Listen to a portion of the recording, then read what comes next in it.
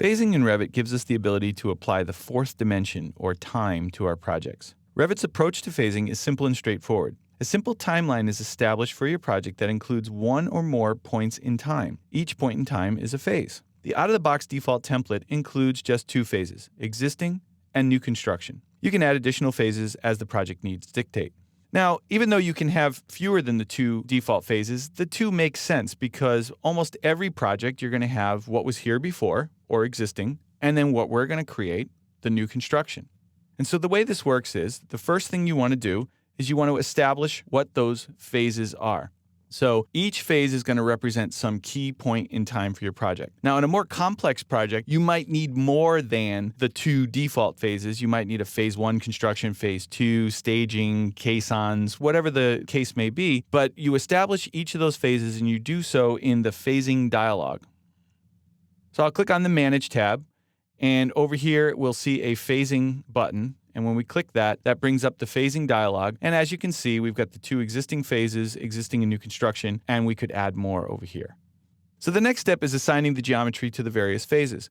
So what you do is you select your elements, and on the properties palette, each element has actually two phase settings. They have a phase created and a phase demolished. Now, the way this works is what you're essentially doing is establishing the lifespan of the object. The object gets created at some point in time, some phase, and then potentially gets demolished at some other point in time, and that's the phase demolished. A misconception that new users often make in Revit is creating a demolition phase. A demolition phase is not necessary because demolition can occur at any phase. So when you select an object in Revit and you look at its properties, you see that you tell it what phase it's created and what phase it's demolished. If it's not demolished, if it's going to stay, then you just leave it set to none.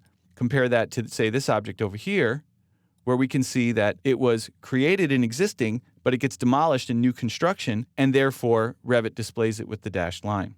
So the next thing we typically want to do is determine actually which phase the view that we're in shows. So in other words, the floor plan or the section or the elevation that you're working with in Revit can show a particular point in time, and not every view has to show the same point in time. Now, each view has also two phase parameters, but they're slightly different than the objects. They have the phase, which determines what the active phase of that view is, and they have something called a phase filter, which actually allows us to customize the way the phases ought to display in that view. So in some cases, we can filter out certain phases and not display them at all. In other cases, we can change graphically the way objects belonging to that phase can be displayed, and so on. So in this fairly simple example, I'm in a floor plan view, and you want to make sure that nothing is selected.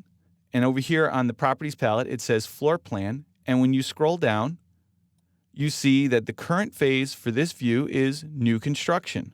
The phase filter is set to show everything.